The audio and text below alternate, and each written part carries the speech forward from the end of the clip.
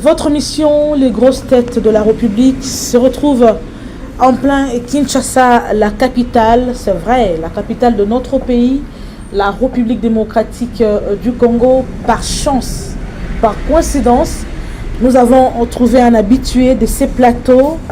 On l'appelle très souvent effectivement Yagabi. Je crois que vous avez rigolé et vous avez compris de qui il s'agit. Ici, nous avons rencontré Kinshasa, Gabriel Banza Malale Makuta. Il faudrait carrément le dire comme ça. C'est un scientifique, aussi un politique, avéré et mûr. Alors, l'actualité est tellement abondante, on ne pouvait pas passer sans le saluer. Vous allez bien, professeur Banza Malale? Oui, je vais bien. Vous faites quoi ici? Moi, je suis régulièrement établi à Kinshasa. Là, j'étais de passage, je viens de quelque part ou quelque part aussi. Très bien. Et ça me surprend que vous appreniez que je suis... Nous sommes des journalistes, je vous rappelle. Merci. Professeur Malale, Merci. vous avez entendu la nouvelle?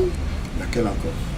Celle de la levée des immunités parlementaires de la personne Joseph Kabila Kabange. Il est accusé de beaucoup de choses.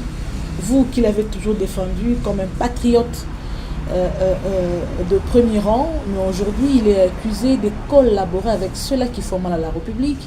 Je dirais les terroristes, AFCM 23. Il est accusé de trahison, de haute trahison d'ailleurs, puisqu'il est un ancien président et de surcroît sénateur à vie. Il ne devrait pas. Je crois que vous changerez votre discours parce que là, c'est les Congo ou rien. Pas plus. Oui. J'estime que c'est une question qui fait couler beaucoup de salive à caractère naturellement et principalement politique. Et même à caractère tribal pour certaines personnes. C'est, à la limite, c'est haineux. C'est que les gens doivent retenir, ça c'est moi qui raconte. En tant que professeur de droit constitutionnel, je n'ai que ça comme assise scientifique qui me permet de pouvoir vaquer. Mais je me retrouve dans une certaine confusion où on ne sait pas ce que l'on doit enseigner aux étudiants concrètement. Est-ce qu'il faut enseigner à l'étudiant des choses qui viennent de la rue? Point d'interrogation. Doit-on enseigner à l'étudiant la science dans le sens de la lumière? Point d'interrogation. Moi, je pense que je suis de la deuxième hypothèse. Dans le cas d'espèce, moi, je crois que les gens ne doivent pas s'agiter. Le tout premier... Comment ne pas être agité? Nous parlons quand même de Joseph Kabila Kabange. Merci bien. Le tout premier à s'être opposé à l'ordre institutionnel, cette fois-là à venir, c'est Joseph Kabila. 1, il a refusé de s'enrôler. 2, il a refusé d'aller aux élections. Ainsi donc demandant aux Congolais de rester attachés à la Constitution. Si bien que même quand vous le voyez quitter Kinshasa, peu avant la tenue des élections, Joseph Kabila avait un grand bagage en main. C'était la Constitution. Il l'a brandi. Et ceux qui avaient les yeux pour voir l'ont constaté. C'était tellement tentaculaire que ce n'était pas invisible. Donc, pour dire, je suis attaché à l'État congolais. Or, la Constitution a son contenu, sa valeur et ses effets. Sur le plan politique, sur le plan économique, sur le plan social, sur le plan culturel, sur le plan juridique, sur le plan administratif. Ça, c'est la Constitution. Et cette Constitution telle qu'elle est présentée comme telle, elle est le résultat d'un accord global et inclusif qui n'exclut aucune tendance cette fois-ci. Vous allez vous rendre compte, depuis 60 jusqu'à 2002, les Congolais ne s'étaient jamais aussi mis ensemble qu'ils l'ont pu pour arriver dans le cadre du dialogue intercongolais qui a débouché sur la signature à Sun City d'un accord global. Il est global parce qu'il intégrait toutes les composantes, toutes les entités qui sont attachées au Congo. Attaché à ça, il faut aussi la communauté internationale, elle qui a financé la quasi-totalité de toutes les dépenses. Parce que quand vous arrivez à Sun City, par exemple, vous voyez le décor et la vie, elle est plus chère là-bas que partout ailleurs en Afrique du Sud. Ce n'est pas le Congo qui a les supporté, c'est la communauté internationale. Moi, j'aime toujours dire la communauté de puissance. Mais parce que nous sommes arrivés à cette étape-là, la Constitution y est. Elle est née de ce cadre-là, de consensus, de convergence des différentes opinions. Donc, même quand il y a les gens qui, après s'être rendus qu'ils deviennent aussi constitutionnalistes des circonstances, ils trouvent des motifs politiques pour prétendre que l'on peut modifier cette constitution. Il faut le faire et prétendre que le résultat va déboucher sur l'unité nationale. Cela est d'autant fort vrai que les gros défis, les grands défis, les visibles défis que relève cette constitution sont au nombre de 3. On n'y réfléchit pas. Ok. Érigé au cœur de l'Afrique, au cœur de l'Afrique, un état de droit.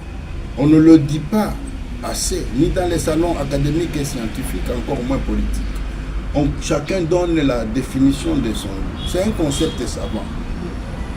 Il vient de l'école allemande du 19e siècle de Régissage. Donc, ce qui nous démontre que nous devons encore réfléchir là-dessus pour comprendre le constituant voulait quoi. On ne veut pas. De deux, ériger au cœur de l'Afrique une puissance politique nationale. Pourquoi une puissance? On le dit en France, l'union fait la force. Oui. L'union de qui et de quoi? L'union de toutes les ethnies, de toutes les nations et de toutes les tribus, de toutes les tribus, les mettre ensemble pour créer une nation politique. Celle pour laquelle le premier à mourir, c'était Kimbangu, dans les conditions indescriptibles jusqu'aujourd'hui. On n'en parlait pas assez. Ça n'est suivi Lumumba, ça n'est suivi Mobutu. Nous en a aussi parlé, mais les approches sont différentes. Le peuple congolais, il y en a beaucoup. Chaque tribu est un peuple. Mais quand vous parlez du peuple, vous commettez l'erreur du fond et de forme. Parce que ici, ce que nous cherchons, c'est la consolidation de l'unité nationale. Les gens se trompent quand vous venez avec l'importation de la culture scientifique de la France ou bien de Belgique, en France notamment, où il n'y a qu'une seule langue, il n'y a qu'une seule nation, un seul peuple et une seule population. Mais alors, pour vous parler du Congo, on a besoin de cette nation-là consolidée comme telle, mais malheureusement, après s'être rendu compte que la nécessité de construire cette nation donnait lieu à beaucoup d'écoles, mais on se retrouve cette fois-ci devant une problématique évidente. Le constituant veut qu'on construise cette nation, qu'elle soit fondée sur la démocratie. Professeur je peux terminer. Fondée sur la démocratie. Celle-ci doit être politique. C'est ce que nous connaissons même à la faculté. On enseigne, il y a la faculté de sciences sociales. La démocratie économique, on n'en parlait pas. La démocratie économique, on n'en parlait pas. Et culturelle, on n'en parlait pas. Dès lors que, déjà dans le vécu quotidien, on ne comprend pas l'esprit du constituant, on fait du n'importe quoi. Donc vous comprenez, je vous ai arrêté pour que je termine cette idée-là qui est fondamentale. Moi, j'aimerais vraiment, cette fois-ci, que vous puissiez, comment le dire, descendre un tout petit peu votre français. Pour que les citoyens lambda vous comprennent. Par rapport à ma question, je vais la poser, mais sous une autre forme. Le Sénat plutôt a, il ne faudrait pas dire refusé, mais n'a pas pu lever justement les immunités parlementaires de la personne de Joseph Kabila Kabange. Vous, en tant que scientifique, mais également professeur des universités, vous vous dites, la démocratie dans mon pays règne pour de vrai, vu ce qui s'est passé au Sénat, ou vous vous dites, encore il y a des choses à faire, il y a encore un long chemin à parcourir. Parce que tous nous savons que non, le Sénat est composé de l'Union sacrée. Et Joseph Kabila Kabange est quand même de l'opposition. Alors, si ces sénateurs-là, teintés de l'Union sacrée ou de pouvoir en place, refusent ou n'ont pas pu lever ses immunités, quelque part on peut dire que la démocratie c'est cette fois-ci réellement intégrée. La démocratie elle est vraiment assise dans notre pays, la RDC. Non, la démocratie, elle a plusieurs définitions, déjà jusque-là, hein, elle a plusieurs définitions. Par rapport à cet acte-là. Non, oui, on y va. Restons-y pour ne pas éparpiller ce qui nous suit. Oui, mais il ne faudrait pas que je m'explique comme si c'était du tic au tac. Ce sont des questions vous vous adressez quand même à un professeur qui connaît les limites de l'enseignement et les limites de l'enseigné. Donc il faut établir un lien de cause à effet pour que le message passe normalement. Très bien. Donc ici, qu'est-ce qu'il y a? Quand nous parlons de la démocratie, les gens croient que c'est peut-être une pomme qui est venue comme vous mangez.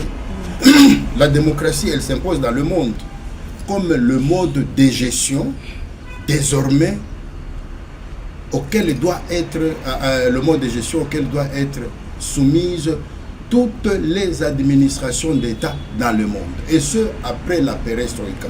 Parce qu'avant ça, il y avait beaucoup d'écoles qui se contredisaient sur le mécanisme ou le mode de gestion.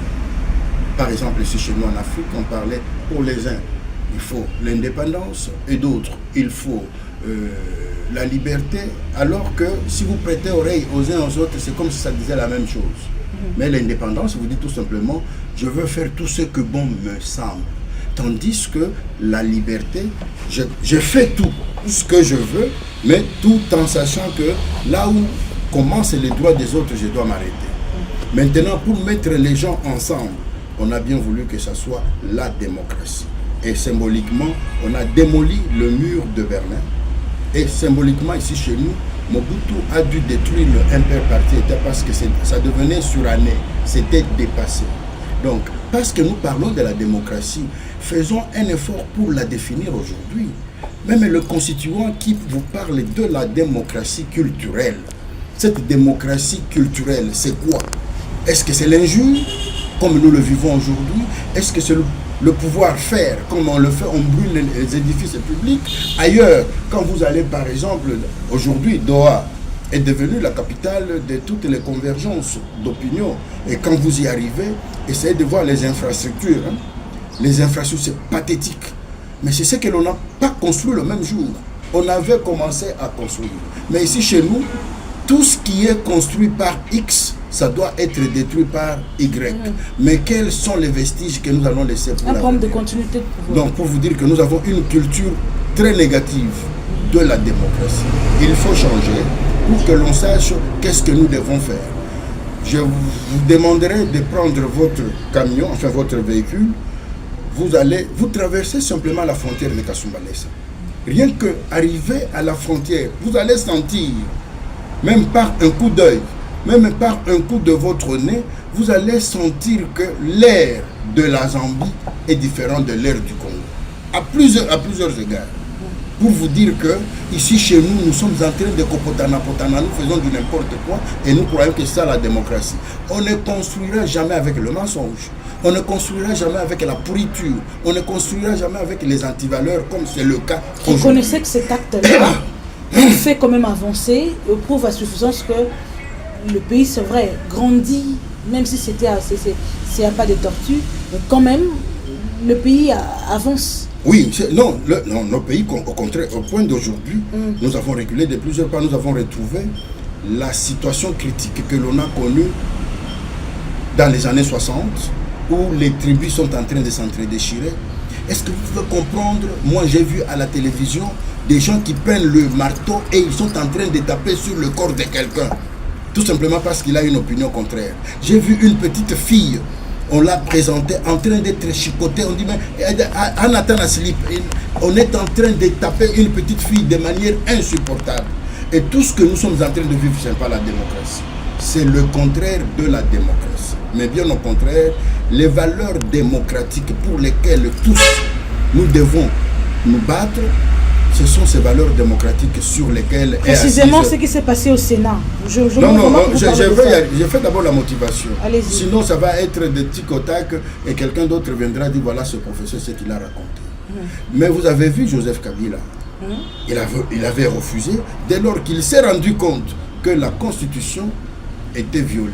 cette constitution qui était le socle de la démocratie, qui était même l'expression de la démocratie.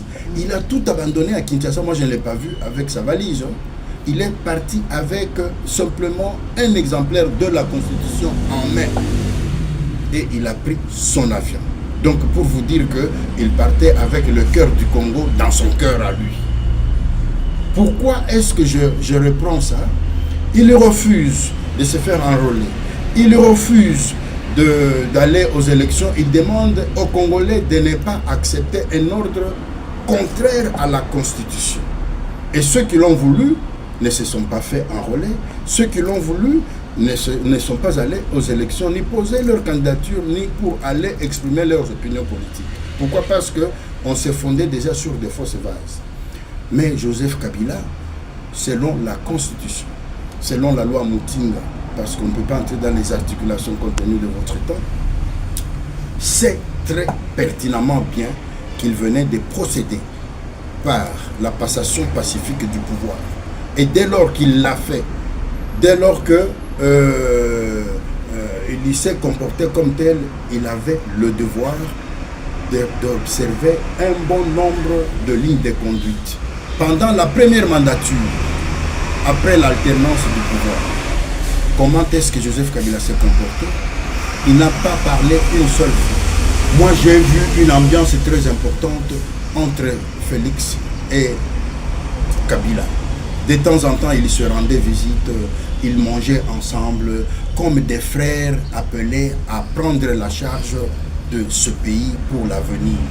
Mais quelle est cette mouche qui est entrée dans la bière pour que celle-ci soit jetée?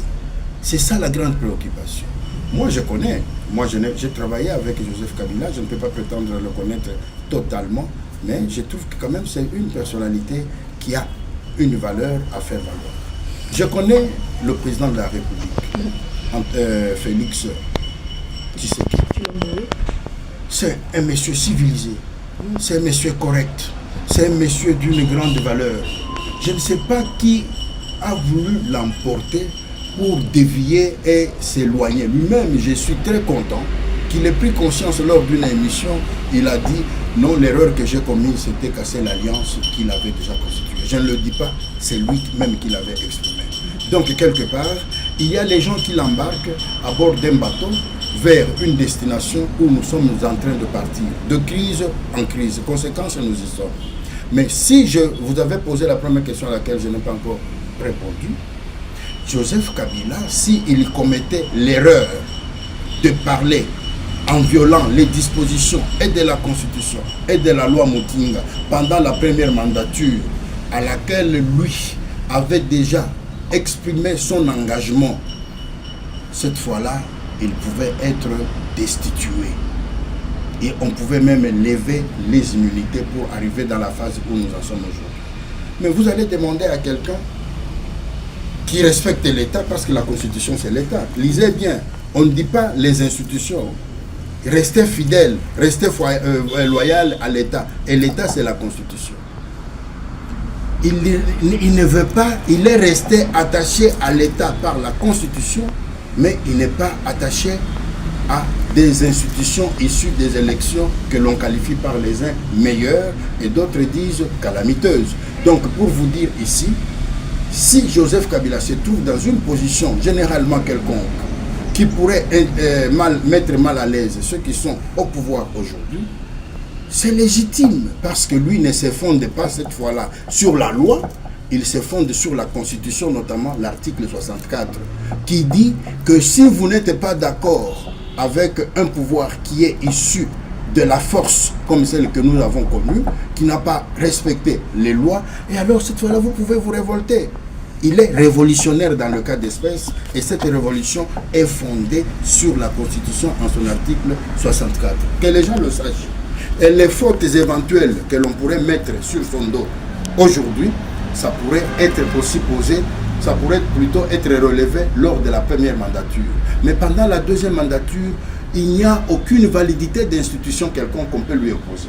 Parce que pour lui, ce sont des institutions qui ont été créées dans la manipulation de la Constitution. Il faut connaître comment est-ce que le premier président, Luamba, de la Cour constitutionnelle, avait démissionné. Il y a toute une religion. L'épopée des deux juges de la Cour constitutionnelle, le Noël avec qui j'ai étudié, c'est un collègue de promotion, il était même mon échevin dans le bloc B. Et quand vous suivez la manière dont on a mis en place la commission, donc la CNI, la manière dont les gens s'y étaient opposés, la guerre qui a présidé à tout ça, voyez comment est-ce que les élections ont été organisées pendant une semaine alors que la loi en prévoyait autrement. Ça existe où?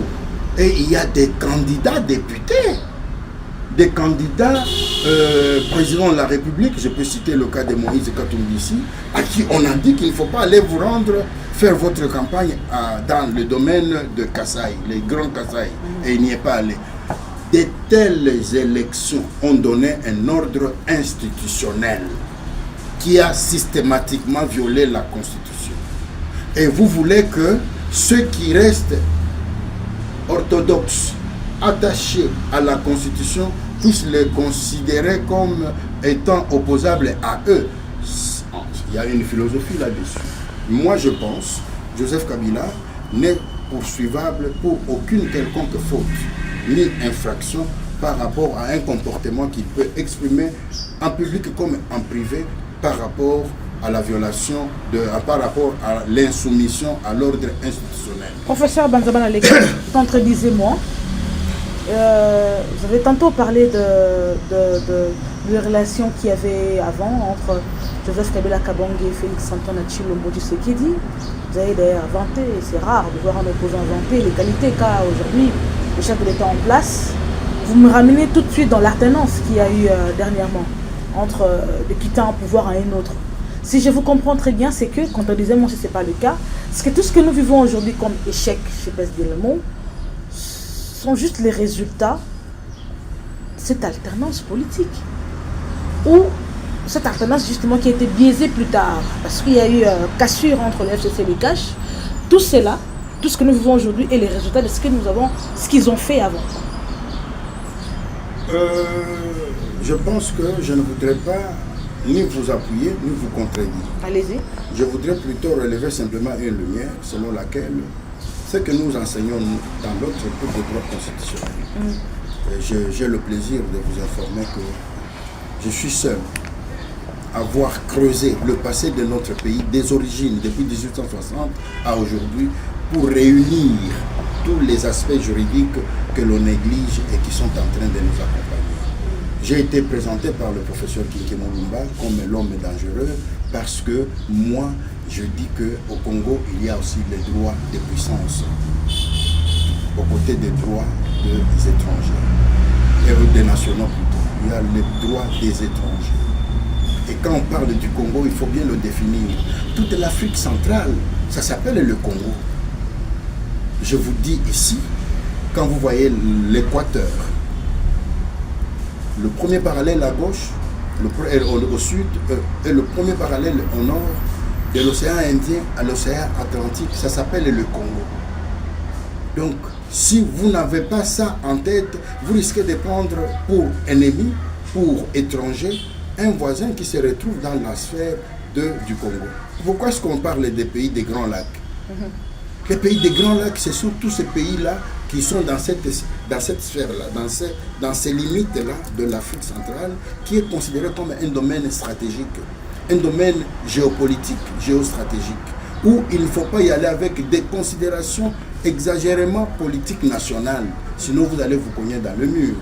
Et alors, c'est ce qui fera que, quand nous sommes en train de nous réunir face à des crises, on nous dit que les crises au Congo doivent être résolues par la voie des consensus. C'est l'article 36 et l'article 37 de l'acte général de Berlin. Il faut à tout moment, quelle que soit la nature de la crise, vous mettre... Il y a eu un consensus, non? Le FCC cache les langues. C'est ce consensus. C'était déjà un bon train, mais malheureusement, ce consensus n'intégrait pas certaines autres tendances. Et ces tendances-là, je crois qu'on devait aussi les retrouver pour les rapprocher, les intégrer pour que le consensualisme devient effectivement le mode par lequel les Congolais doivent se mettre ensemble. Mais fort malheureusement, nous nous sommes retrouvés dans des conditions où le train qui avait démarré n'a pas pu évoluer. Au contraire, on a pu suspendre pour dire le chef de l'État, plutôt FCC, était en train de casser tout, était en train d'empêcher le bon fonctionnement de l'État. Or, le consensus qui avait été mis en place mettait un dispositif sécuritaire important. Quel était ce mécanisme sécuritaire?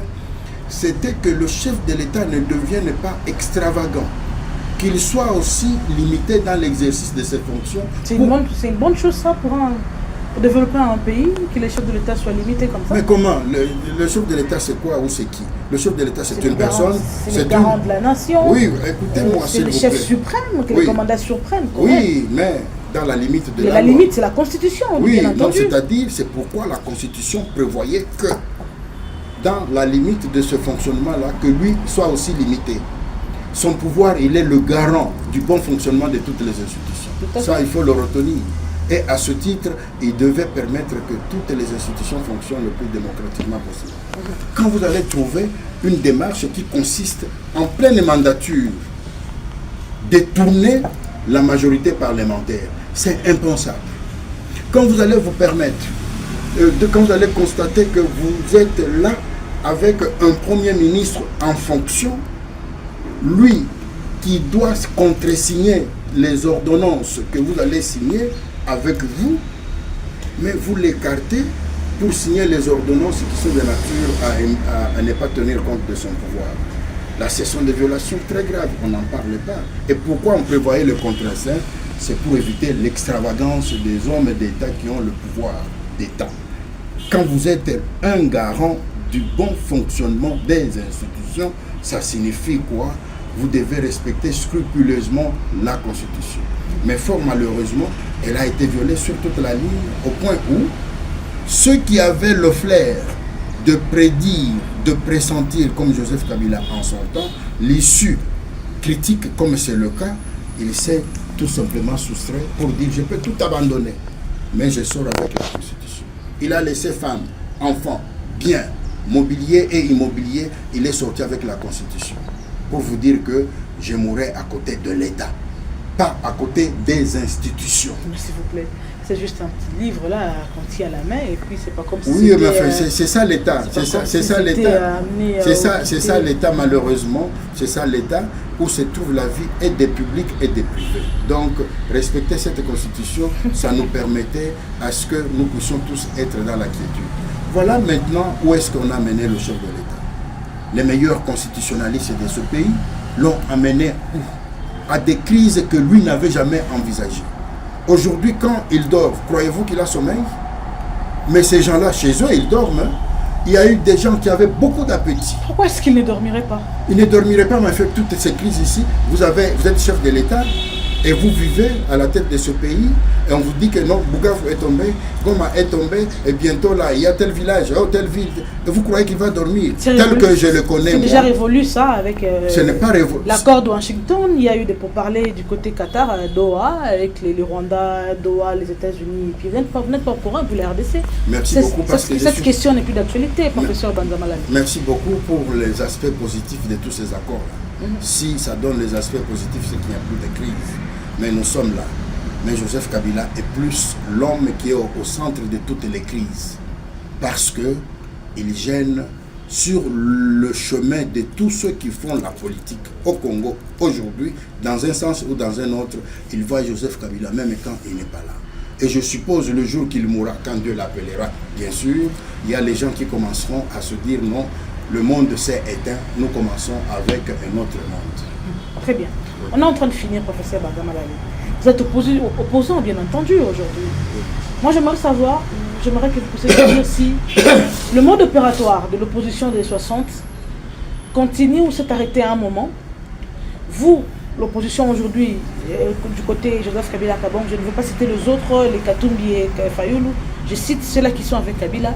Vous êtes dans ça ou vous faites la différence? Est-ce que ce mode opératoire allait continuer ou C'est quoi cette lecture que vous faites par rapport à cela? Non, je crois que pour en parler en passant, parce que c'est une question qui a des liens de cause à effet avec les deux autres que vous venez de poser. Ce mode opératoire, il faut savoir que Mobutu a eu le pouvoir par un coup de force, un coup d'État militaire. C'est qu'il était assis sur l'illégalité.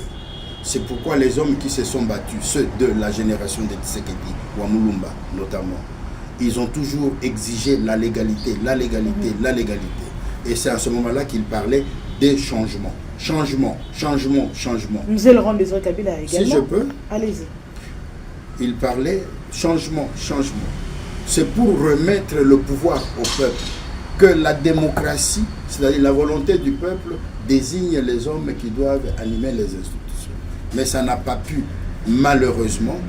Nous sommes arrivés à une autre crise qui est intervenue, la crise liée à la perestroïka, ou à la fin ou à la chute du MPR parti-État. Et à cette occasion-là, le 24 avril 1990, Mobutu prononce la mort ou la chute ou la suppression du MPR parti-État pour inviter tout le monde, chacun à vaquer librement à son parti politique. Et je vous informe, l'UDPS, en passant, n'a jamais été un mouvement politique officiel ou légal. C'est sous Joseph Kabila que l'UDPS a eu la personnalité juridique. Avant ça, c'était un mouvement généralement quelconque. C'est une petite parenthèse. Donc, pour vous dire que, après la perestroïka, après 90, donc, le pays entre dans un nouveau paysage politique. Mais malheureusement, au temps de Mobutu, contre Mobutu, pendant qu'on était en train de le combattre, il y avait le mensonge, la forme que l'on appelle Kadjosha, notamment, que l'on appelle formol. C'était valable parce que l'illégalité du pouvoir de Mobutu ne pouvait être bien combattue que par l'illégalité. C'est pourquoi vous avez cité Laurent Désiré Kabila, qui est venu avec les armes pour l'en faire partir. Et en le faisant partir, et il a réussi quand même à le faire partir, et c'est le 17 mai 1997. Et enfin, un nouveau pouvoir vient. Il est aussi militaire. Il n'est pas démocratiquement institué. Parce que nous sommes à cette étape. Le premier régime démocratique intervenu dans ce pays, c'est celui du 31 décembre 2006.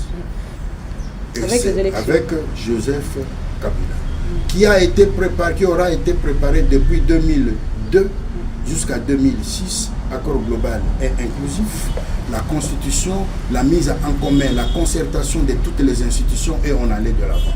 Il ne faut pas ignorer qu'avant ça, il y a eu entre 2003 et 2006 la collaboration entre les institutions républicaines, et il y avait aussi l'institution internationale d'accompagnement de la transition, le SIAT, dirigé par William Swing. Cette connexion, cette collaboration a donné le bonheur aux Congolais, un bonheur que l'on a perdu depuis. Donc nous ne devons pas nous perdre quand on est en train d'examiner le fait. Malheureusement, il y a des partis politiques qui avaient déjà enquisté leur comportement, leur mode de fonctionnement sous le combat mené contre Mobutu, de Kadjosha, de formoles, de mensonges, de brigandage et autres. On l'a survécu, on lui a permis de survivre à la mutation qui est intervenue après un régime formel. Vous parlez de la démocratie. Aujourd'hui, Joseph Kabila a refusé d'aller aux élections pour des raisons que je venais déjà d'avancer, et son parti politique a suivi. Moi, je ne suis pas de son parti politique, moi je suis après quoi. Lui, il est du PPRD, mais membre du FCC. Nous avons refusé, mais il faut voir la manière donc là, vous n'avez pas de carte de lecteur, professeur Bangabaya? Je ne sais pas depuis quand vous êtes à la police pour m'en demander. Moi, j'ai un passeport. Si je vais en faire usage, je me promène comme tel. Je pose des questions. Moi, je ne me suis pas fait enrôler. Je ne pouvais donc pas en avoir. Il ne faut pas que je me casse derrière mon doigt. Je suis FCC et je le demeure. Pour des raisons que le maître a dit et je dois suivre. Parce que je suis convaincu de ce que le maître a dit. Donc, pour vous raconter ici qu'il y a ceux qui ont importer du passé les mauvaises attitudes, les mauvaises habitudes, les mauvais comportements des Kadjocha, de brigandage, des formoles. Ils sont venus avec ces attitudes-là à la période où on est en train de vivre les expériences positives de la démocratie. Conséquence, c'est tout ce que nous sommes en train de vivre. Vous voyez, un quidam, un monsieur qui n'a pas d'identité physique importante, il se permet d'insulter les prêtres. Moi, je suis protestant. Le cardinal, le monseigneur, vous permettez, un homme comme le président de la République, vous ne pouvez pas le profaner. Un individu qui mange les haricots tous les matins et chaque soir, et il se permet de dire qu'il devient le protecteur du président de la République. Est-ce que vous connaissez comment, je crois que vous vous promenez dans la ville ici, quand le président passe, il a un système de protection qui est réconforté et réconfortante. Et réconfortant. Dans la mesure où la police est à lui, l'armée est à lui, l'ANER est à lui, la DGM est à lui, l'administration, bref, en général, est à lui. Mais vous pensez que vous devez passer à la télévision, et ça au silence coupable des autorités de ce pays. Aucun parquet ne s'élève pour arrêter des gens comme ça. Qu'est-ce que vous allez dire? Nous sommes en train de vivre de manière rétrograde. Alors qu'il faut aller de l'avant, nous sommes en train de reculer. Et nous, notre opposition, c'est une résistance républicaine. Et vous allez suivre les chefs qui dirigent la famille politique. Ils vous disent que nous attendons les élections de 2018. Les élections de 2028. C'est ça. Vous n'avez jamais entendu ça et là que l'FCC ou bien le PPRD ou bien Apreco, nous sommes en train de brûler les pneus quelque part. Nous sommes en train de détruire les édifices quelque part. Non. Nous faisons une démocratie classique et une opposition de résistance à la violation de la Constitution. Notre moyen à utiliser, c'est le verbe, pas plus. Nous passons, mais malheureusement, on ne sait plus parler aujourd'hui parce que quand vous parlez, on va vous arrêter.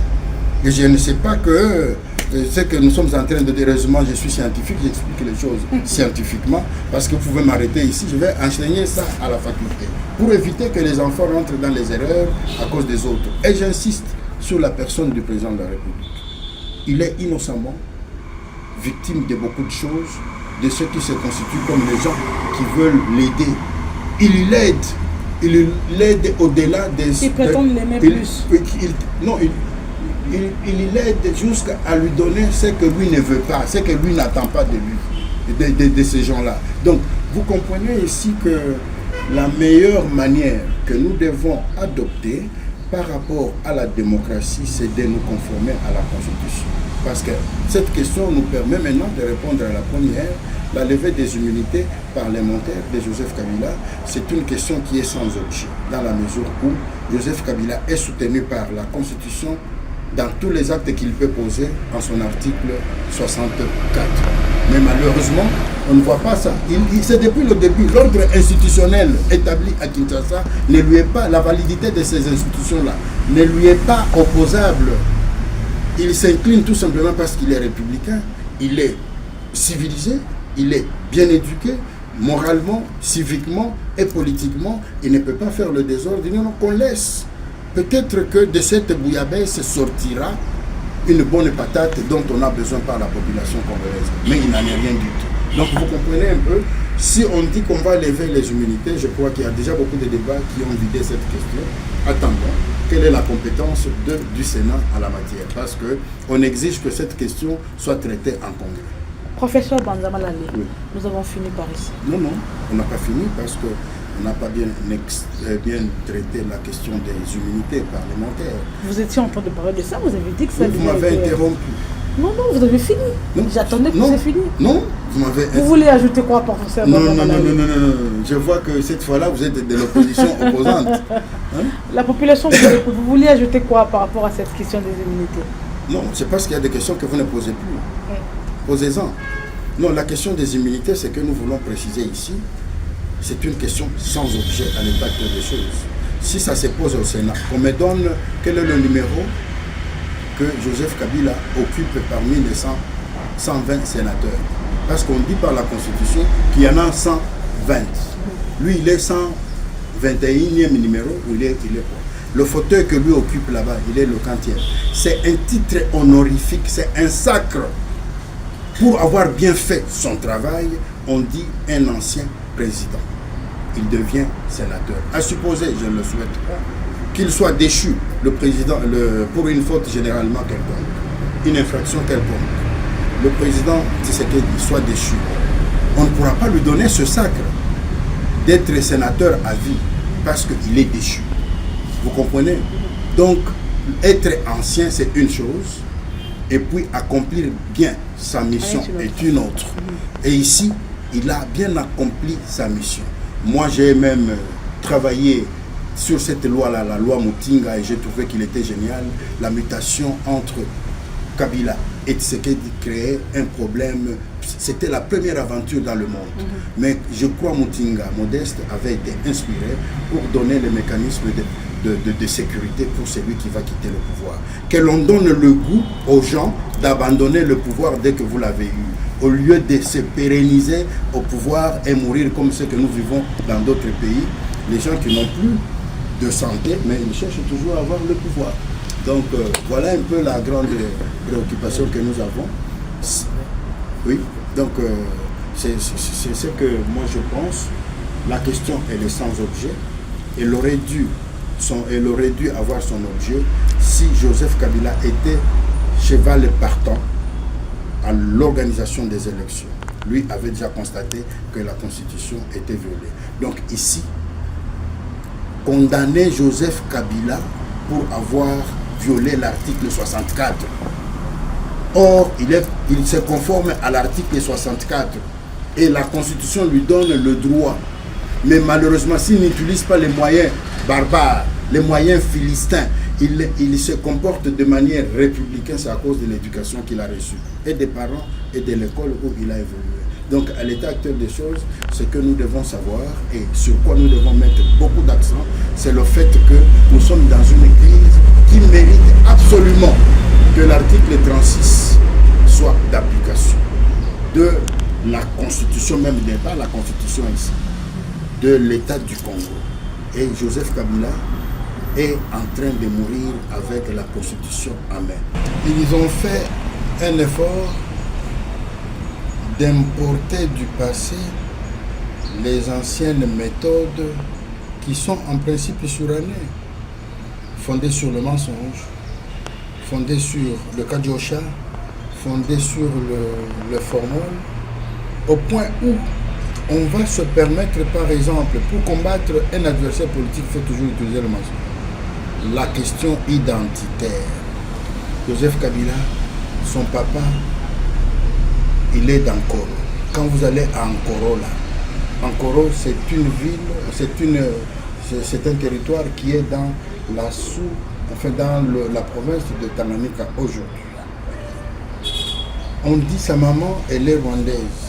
Mais vous connaissez vous-même, quand nous appartenons dans nous sommes congolais, nous sommes dans le système patriarcal, pour démontrer qu'il est l'enfant de Laurent Désiré Kabila. Mais son papa lui-même de son vivant, il l'a présenté à tous ses collaborateurs les plus proches, mon fils est là.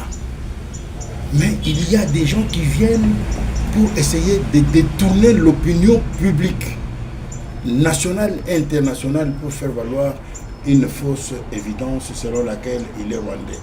S'il était rwandais, il n'a pas d'oncle, il n'a pas de tante, il n'a pas de frère, il n'a pas d'amis au Rwanda.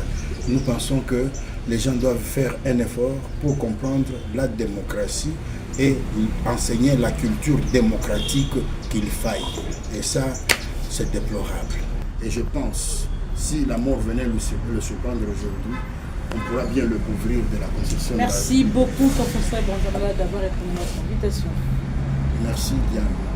Merci également à vous d'avoir suivi les grosses têtes. On se retrouve cette fois-ci à Lubumbashi pour notre numéro. Ciao, ciao.